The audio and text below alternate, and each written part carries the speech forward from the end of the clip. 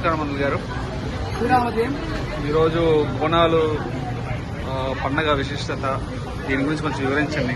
బోనాల పండుగ విశిష్టత, అమ్మవారు మైసమ్మ దుర్గాదేవిగా శ్రీ ఈశ్వరనామ సంవత్సర శ్రావణ శుద్ధ చతుర్దశి 17 ఆగస్టు 1997 సంవత్సరము కీర్తిశేషులు శ్రీ సామల మల్లారెడ్డి గారు, వారి ధర్మపత్ని శ్రీమతి జయలక్ష్మి గారి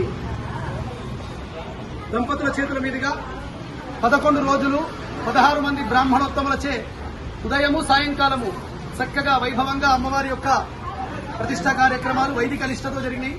అంతకుముందు అమ్మవారు కట్ట మైసమ్మ రూపంలో ఇక్కడ కింద గ్రామంలో ప్రకాశిస్తూ ఉండే, తర్వాత పరిణామ క్రమంలో అమ్మవారు కనకదుర్గాదేవిగా ఇక్కడ పోచమ్మ, ఎల్లమ్మ, ముచ్చాలమ్మ సమేత కనకదుర్గాదేవిగా అమ్మవారిని ప్రతిష్ఠించ చేయడం జరిగింది. అప్పటి నుంచి అమ్మ భక్తుల